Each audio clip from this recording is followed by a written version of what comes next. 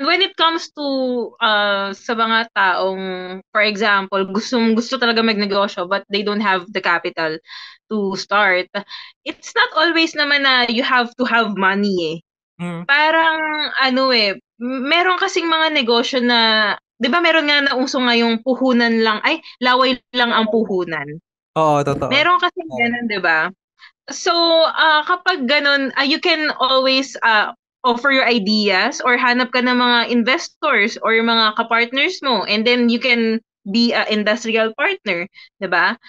Yun eh. It's just the matter kung gaano mo talaga kagustong simulan yung negosyo. Mm. Yun. If you really want it, you'll find, of course, you definitely find a way to start it.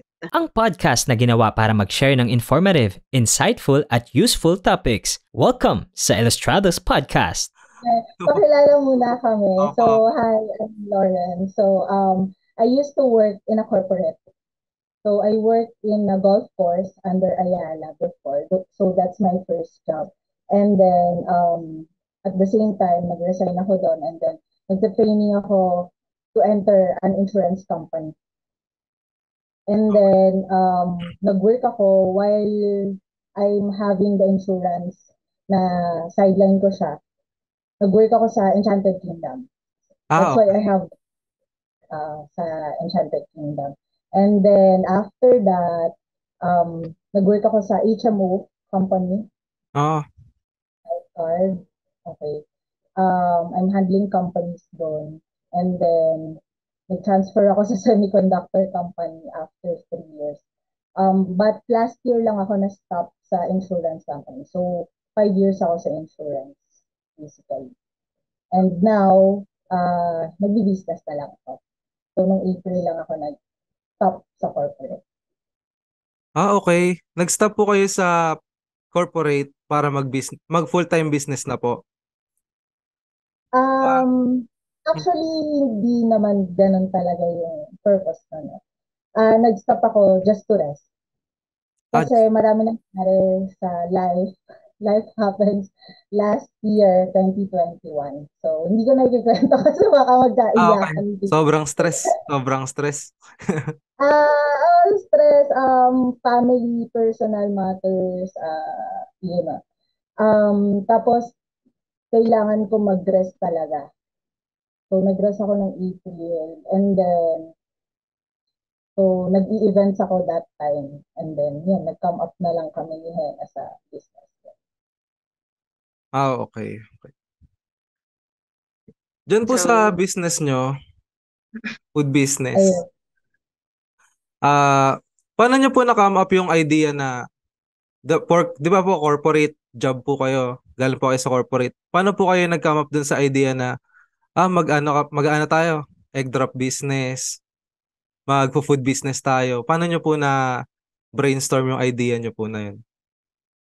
mm, ako ba? Ayan, Well, sige. Kahit sino po. sige. Kahit- Ako na lang. O sige, Sige po. introduce ko muna yung sarili Okay ko. po. So, I'm Hena, one of the owner ng Henlo. Okay.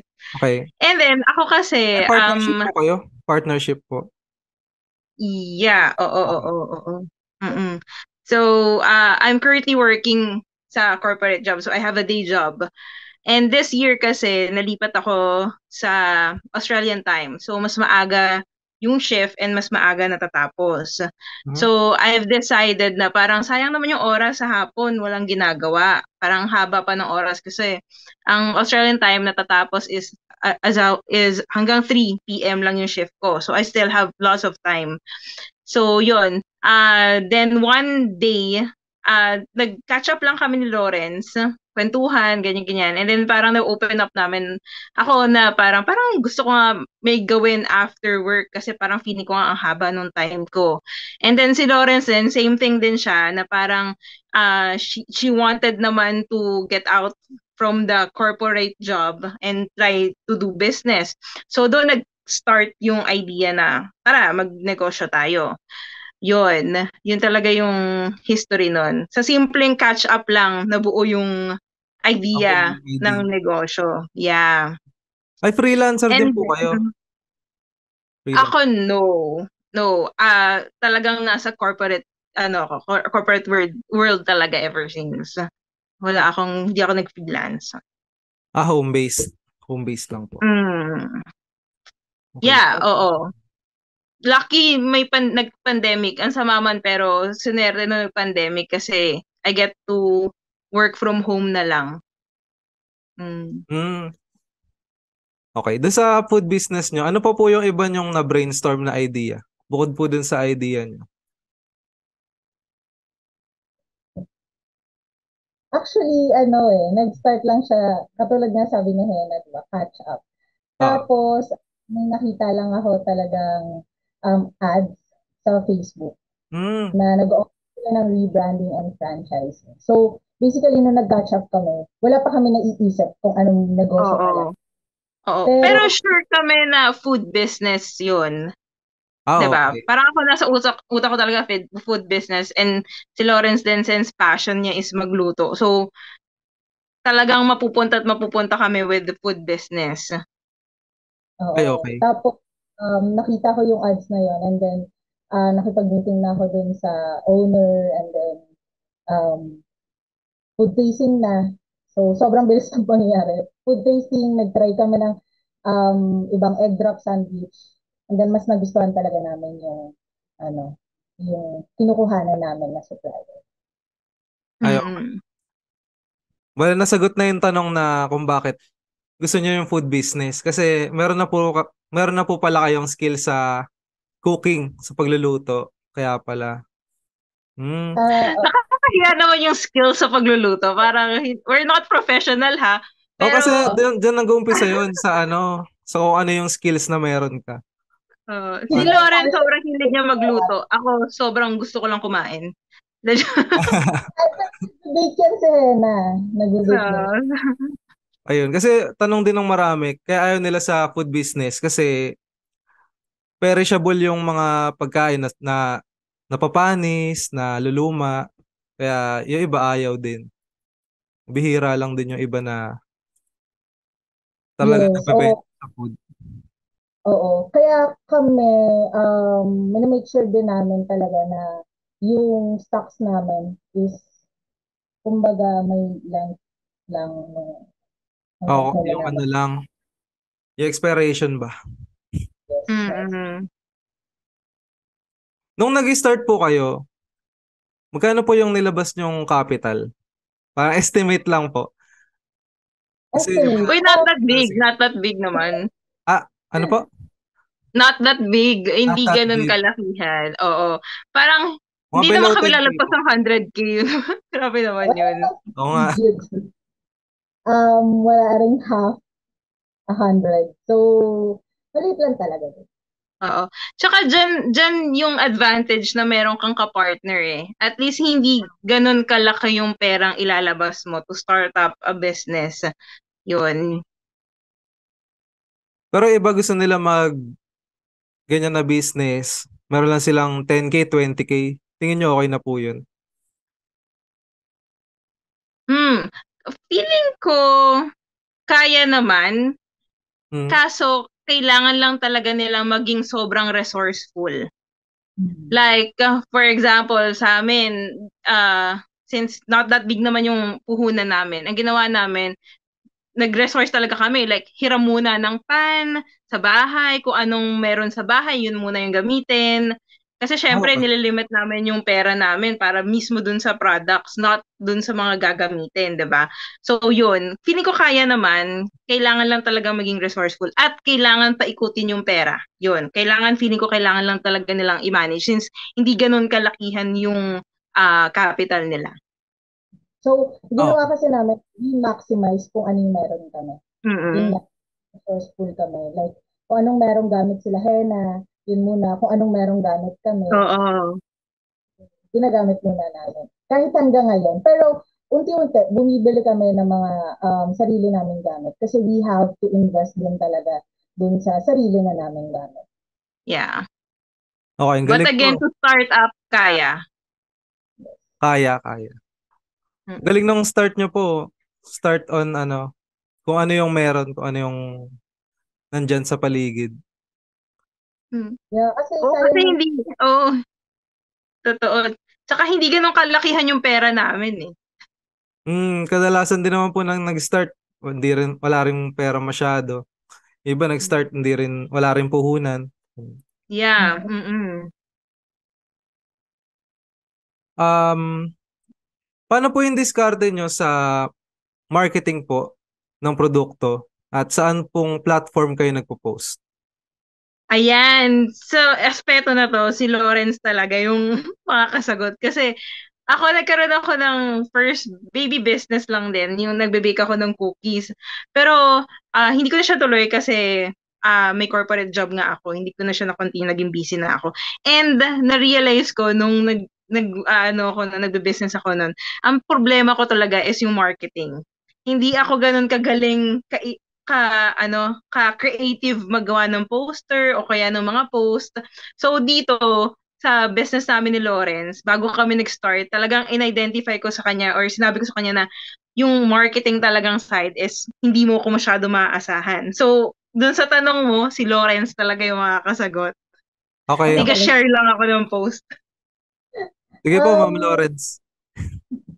So we started to tell sa mga warm market namin. Ano ba yung warm market? No? Ito yung KKK. Kapamilya, kaibigan, kakilala, ex-kaaway. Joke lang. Yon. Ano pa ba? Ka-flirt. Hindi, joke lang. So basically, sa warm market namin, like kakilala. Tapos, ang ginagamit naming online platform is Facebook and Instagram.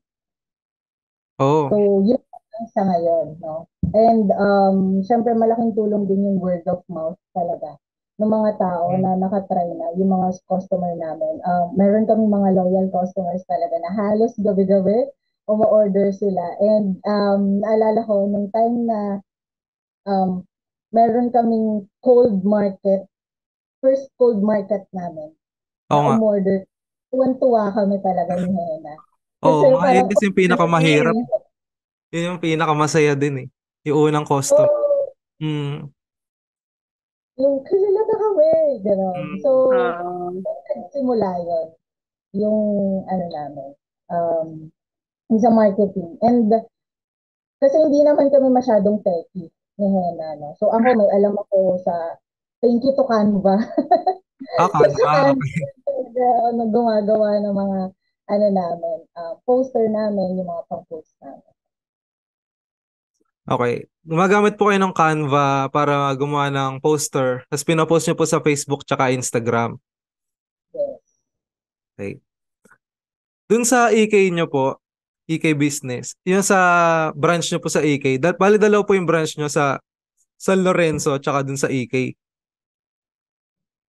Actually, sa EK, coffee lang yung pwede namin isell doon kasi meron na rin egg wrap sandwich sa loob. So, Ako, mm. So, sa EK, ano bang questions? ang gandang marketing po nun sa EK, no? Kasi nandun na yung mga customers sa EK. Mm-mm.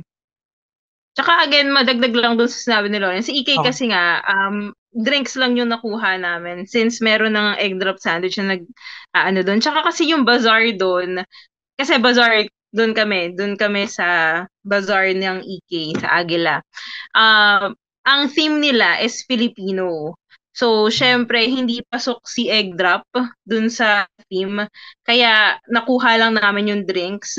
And, syempre, since nag innovate din kami at para makapag-expand in a way, nagdagdag kami nung coffee na Kape Barako. Kasi hindi namin yun binibenta sa store namin eh. So, yun. In a way, nagkaroon kami ng another branch and nagkaroon pa kami ng another product to sell. Diba? Yun yung parang pinaka-advantage nung sa EK namin. Ang galing. Parang naka-invento kayo ng isang product pa na Hmm. Na pwede complementary. pala naming ibenta, diba? Kasi nakita namin kung ano yung opportunity. Yeah.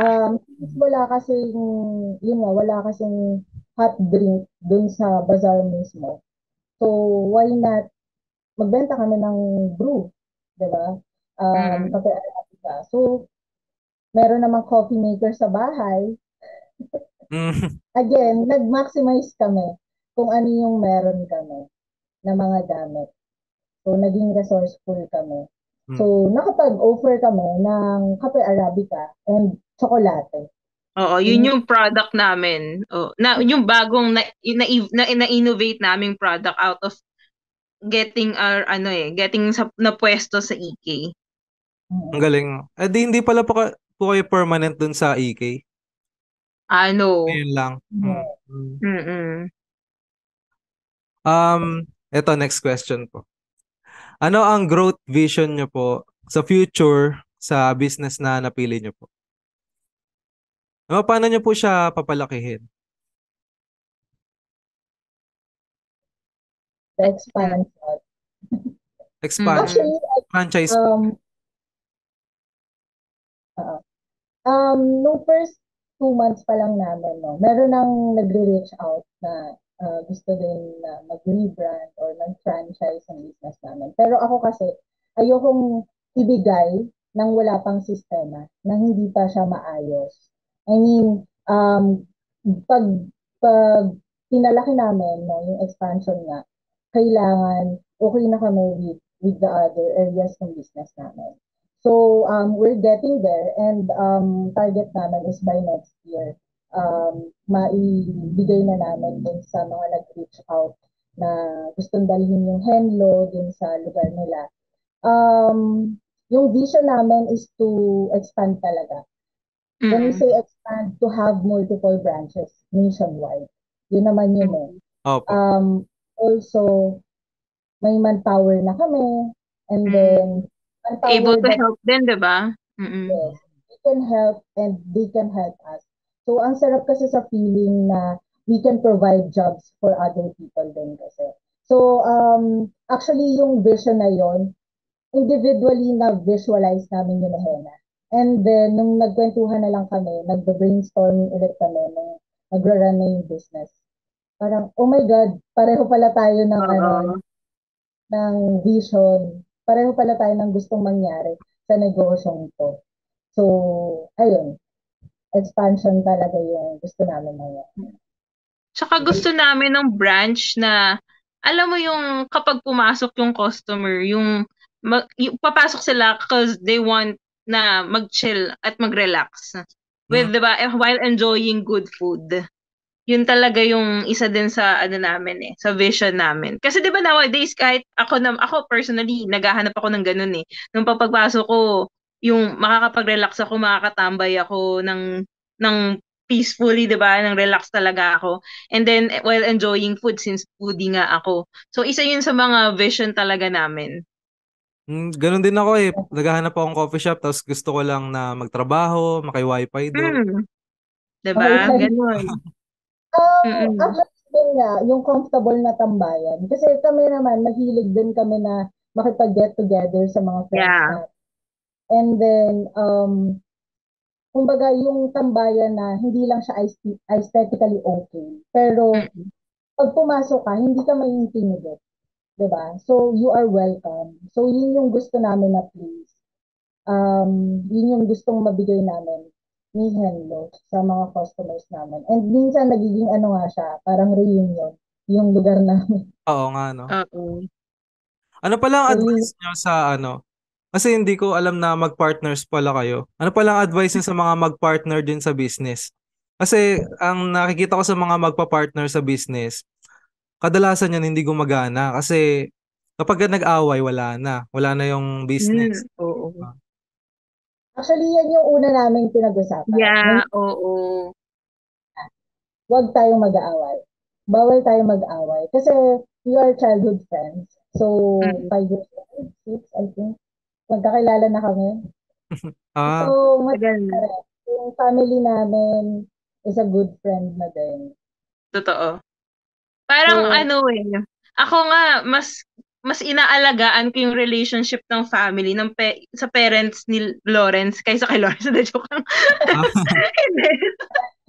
Hindi, kasi 'di ba? Mas yun eh, para sa akin parang mas naiisip ko yun more than sa friendship namin ni Lawrence kasi ang hirap pag nagkaroon ng conflict. Yung sinabi nga ni Lawrence na umpisa pa lang, yun yung una talaga naming sinabi na bawal mag-away. If mag-aaway, itigil na yung negosyo kasi Oo. Pero kasi natural hindi lang rin naman siya mag-away, di ba? mag-work eh. Yeah, Ano no? natural Minsan. naman. Natural lang man. Actually, napag-usapan namin yan na Mm. if ever na merong mali Oo. sa isa't isa, so sabihin directly and yun nga, pag-uusapan. And expect din Totoo. naman may mga tampuhan or Oo. pero as much as possible, we are an adult na naman. So we have to resolve it. Yun talaga yung Totoo.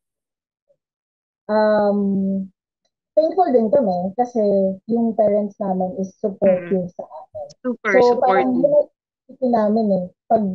Pag mag-aaway kami parang ay nakakaya sa magulang namin. So, Oo, totoo. Totoo yan. Oo. Oo. Yun din yung naging ano no, connection. Yeah. Nagpapatibay no? Mm. actually, minsan, akala na iba life partner na, pero hindi we are business partner, we are Oo. childhood friends. Hindi, But pero we totoo are, yun. Kapag ka nag-business kayo, para na rin kayong nagpakasal. Parang gano'n. Para na rin kayong... actually, Si Hello yung tinuturing naming boyfriend. Jowa. we are Ayun both lang. single talaga. Tapos yun, yung tinuturing namin na parang jowa, inaalagaan. Oo, So, kailangan kaya alagaan. namin siya gustong magtagal. So, yun Mm-mm. yung tingin namin kay Henry. Ay, wala pa po kayong mga boyfriend po? Dalawa po kayo. Ay, Nakakatawa yung tanong, pero oo, wala. Hindi po kasi pag sa future, magiging ano po yan, parang obstacle, kumbaga sa business. Kasi parang pag nagka-boyfriend yung dalawa, parang magkakaroon na ng something na hindi Talaga ko ba? hindi ko may mga conflict Talaga kami ba? yan. di baka alam Hindi po naman. mangyari. Pero kita ko naman Okay. po, ano po kayo, matibay po kayo.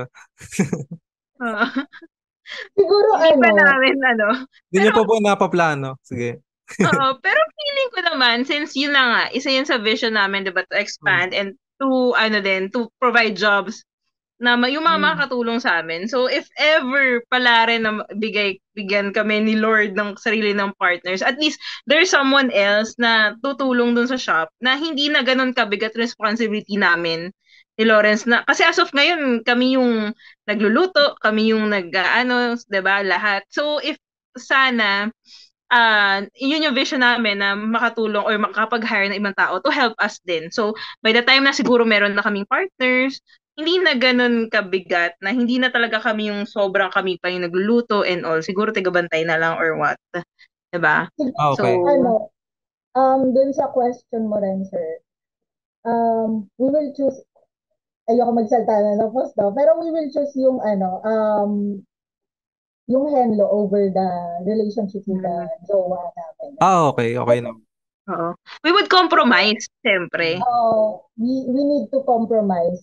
Tsaka, alam naman nila na meron kaming business na kailangan alagaan. So, dapat, hati yung oras. Alam nila yon. So, kumbaga, from the start pa lang na kung gusto kaming ligawan or what, nasabi na Natawa ako nila, dun. expect na nila na hati talaga yung oras namin.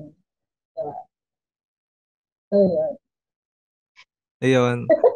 Natatawa ako dun sa todo, pero okay. Sige, good point. Well, good Okay. question naman. Possible naman talaga. Maraming Okay. kasing siguro maraming matututo kung nalaman nila yung ganyang partnership. Kung paano yung gagawin nila. Diba? Oo. Actually, may mga nagtatanong din sa akin na, bakit kumuha ka pa ng partner? Oo nga, oo Kaya nga. mo na. Ganon, di ba? Parang Mm. negative. Sa totoong buhay, hindi mo kaya mag-isa. Totoo, Mm, totoo. totoo. Totoo talaga. Kailangan mo lang din talaga makahanap ng taong mapagkakatiwalaan ko. And mapag-uusapan naman lahat ng bagay. Mm.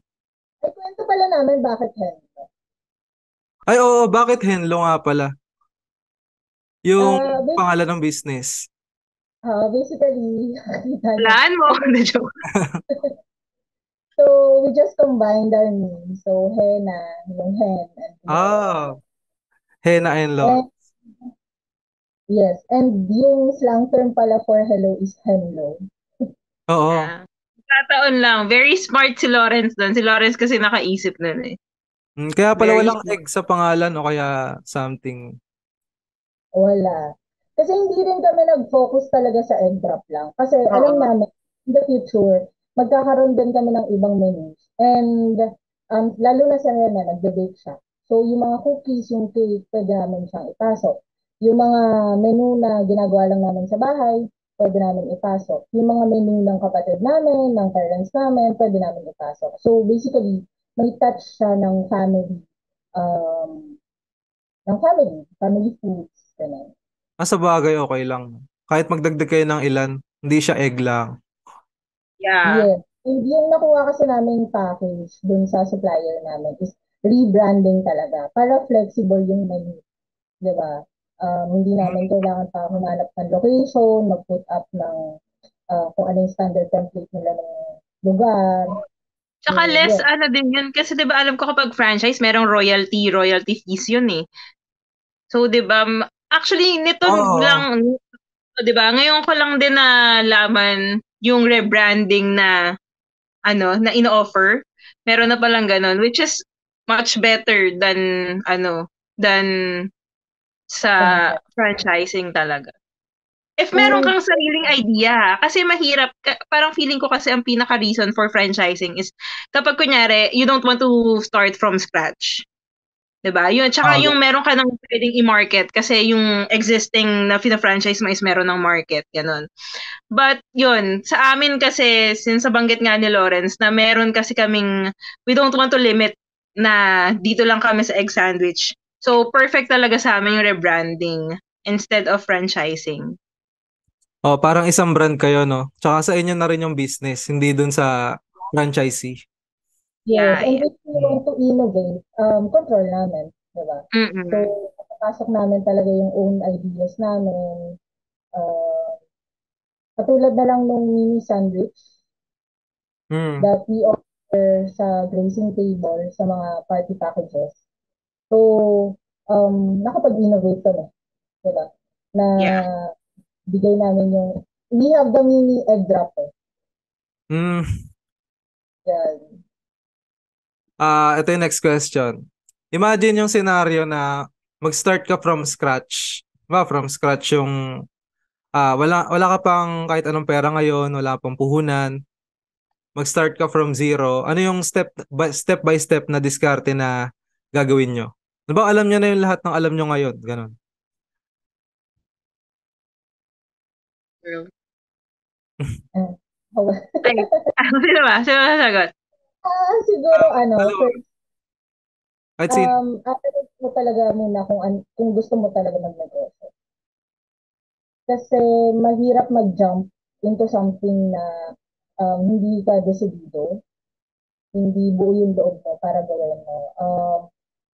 We go out of our comfort zone, pero sure ba kami talaga na gagawin namin yan at paninindigan namin. So, yun. Alamin mo talaga muna kung gusto mong magnegosyo. Second, alamin mo kung ano yung gusto mong negosyo na simulan. And then third, how to make it happen. Siyempre, you need to know kung paano mo sisimulan yung negosyo na yun eh. And then, you have to plan in different areas ng business, like sa marketing, procurement, accounting, logistics. So, yun. Ayun, ako naman, when it comes to sa mga taong, for example, gusto talaga magnegosyo but they don't have the capital to start, it's not always naman na you have to have money eh. Mm. Parang meron kasing mga negosyo na, 'di ba meron nga nauso ngayong puhunan lang, ay laway lang ang puhunan. Oo, totoo. Meron kasing ganun, 'di ba? So, kapag ganun, you can always offer your ideas or hanap ka ng mga investors or mga kapartners mo, and then you can be a industrial partner, 'di ba? Yun eh. It's just the matter kung gaano mo talaga kagustong simulan yung negosyo. Mm. Yun. If you really want it, you'll find, of course, you'll definitely find a way to start it. Yun. Okay. Ang ganda ng sagot. Next question, ano yung mga mali mong nagawa na kapupulutan nila ng aral? Yung mga viewers. Yung mga Naku, mali na parang nahihiya ka ikwento, pero totoo, reality, nangyayari talaga sa business. Di ba? Ah, madami. And yun nga, as ano lang kasi, baby pa kami kasi we just started nung August eh. So, ang dami pa namin na-encounter. Unang-una, sa tingin namin yung inventory namin, hindi yan. Kasi kailangan ng sistema dun eh, di ba? And hindi namin na ano yun, na-anticipate na kailangan pala yung may kilo lang or may certain dami lang yung meat na gagamitin mo on certain sandwich, ganyan. Dati kasi hindi namin naiisip yun since ang isa nga sa motto namin, kung nabanggit na ni Lawrence, na parang gagawin namin yung sandwich on how we wanted to eat it. Parang kung paano kami Oo. masasayahan kung kami yung kakain dun sa sandwich, 'di ba? But um na-realize namin na hindi pala ganun yun. It's not always like that. Hindi pwedeng ganun.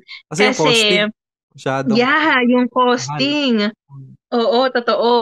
Parang tsaka at the same time kailangan standard yung binebenta mo. Mm. Hindi pwedeng yung etong isang sandwich na to is maraming laman, yung isa hindi, 'di ba? Kasi Oo. since wala nga kaming standard number nung or standard amount nung meat, ganyan. So, yun yung parang feeling ko pinaka naisip kong pagkakamali namin is hindi kami naging ganun ka wala kaming sistema nung umpisa in regards dun sa mga inventory namin. Parang yun nga, again, parang gusto lang talaga naming makapagpasaya and makapag-offer na, okay, itong sandwich namin, ito yung gusto na, this is how we wanted to be prepared and how we wanted to eat it, diba? Oo. Yun din yung gusto namin. Parang kaso nga lang, at our own expense na pala, diba? Ayun. So, yun. Inventory, yung parang feeling ko, ah, nagkaroon kami ng problema or na-encounter namin problema nung pasimula pa lang kami. Well, And simula actually, pa lang pala kami, pero yun. and actually now, meron pa rin talaga kaming mga natututunan. It's a continuous Yeah, learning.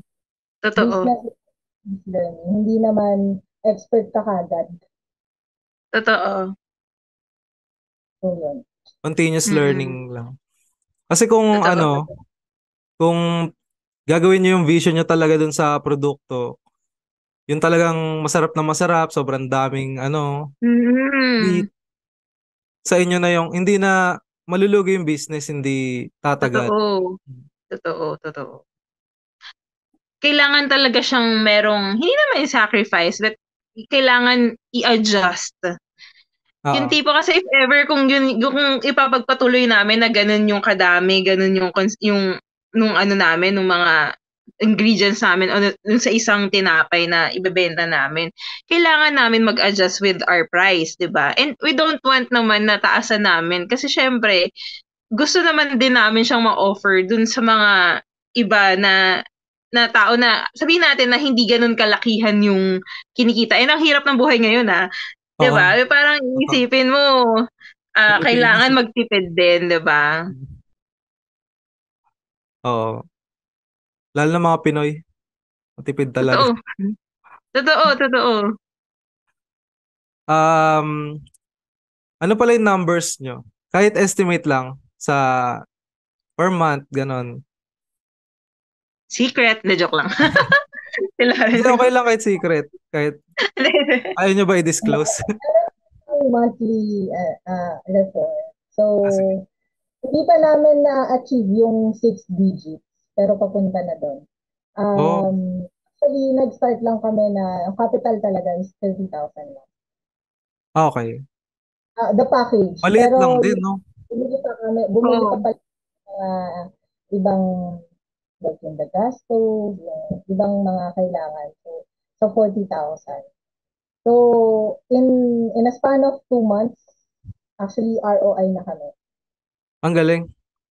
In a span of Mm. 2 nakapagbukas kami ng bank account, nakapag-open kami ng bank account, nakapag-innovate kami ng bagong service, bagong menu, Nag-start Nakalipat lang kasi kami sa physical store.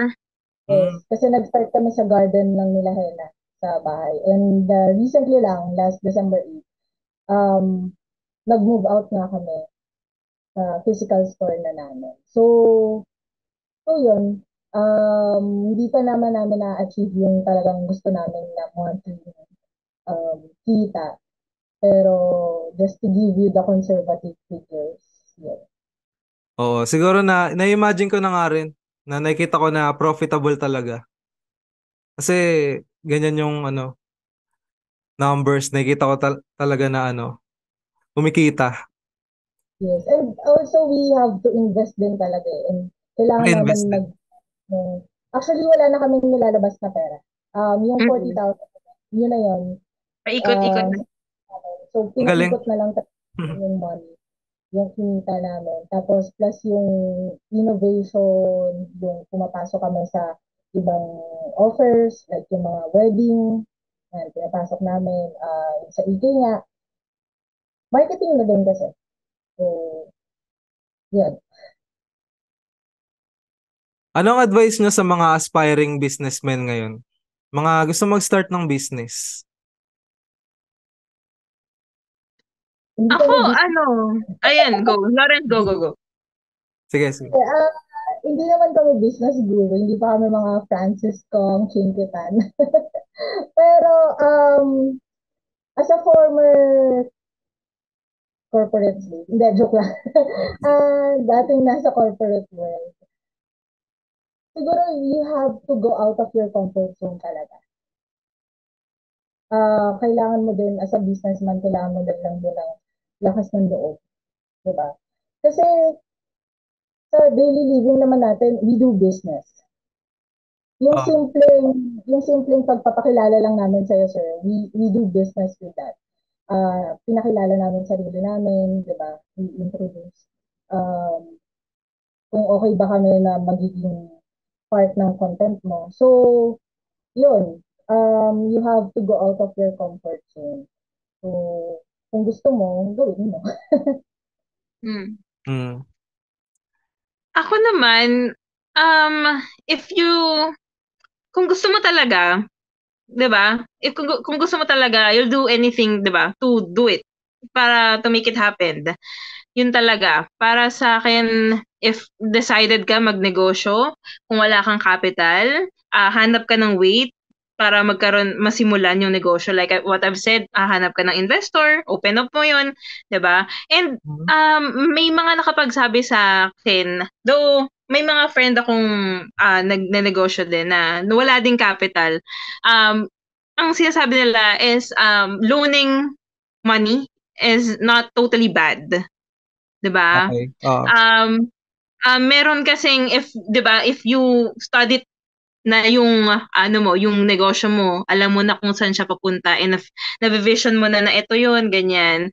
So, it's very kaya mo na siyang i-take ng risk since kung napag-aralan mo na talaga siya. So, babalik tayo dun sa point na kung gusto mo talaga, make it happen. Do anything in your power to do it. 'Di ba? Yeah. So, And you don't need to be an expert naman to start something. mm. Diba? Lahat naman tayo hindi expert agad. Nag-umpisa rin talaga. Yeah. And, diba? It's a learning process naman in all aspects. And error naman talaga dyan. And business Totoo. is a learning din talaga. So, now is the best time to do it. Life is too short eh. Kaya kung may gusto kang gawin mo na. Kasi sayang naman, hindi mo malalaman na magiging successful ka sa isang bagay kung hindi mo Oo. siya, hindi mo siya. Siguro na sobrang dami na natutunan ng mga makakarinig nito sa mga business, sa mga nag-uumpisa pa rin na businessman. So yun lang po, thank you po sa time nyo sa pag-accept sa invitation po dito sa podcast. At Uy, yung ano po? sorry, gusto ko lang din take the opportunity to thank you, sir, kasi nagulat din kami. Parang feeling namin, since baby pa lang nga yung business namin, then we got this offer na to talk about our business sa podcast mo. And then, tinignan namin yung numbers mo. So like, oh my God, parang, ano ba kami? Qualified ba kami para ma-interview ni sir? Yun, so, thank you very much for inviting us to talk on your podcast. Thank you so much. Kasi in-interview ko talaga yung mga small business owners.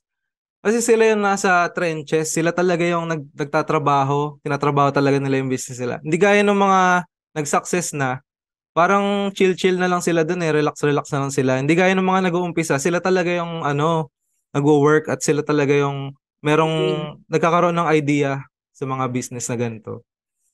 Thank you for the opportunity. Actually, hindi pala namin right now, we already have 2 part-timers. So, parang ang sarap lang sa feeling, di ba?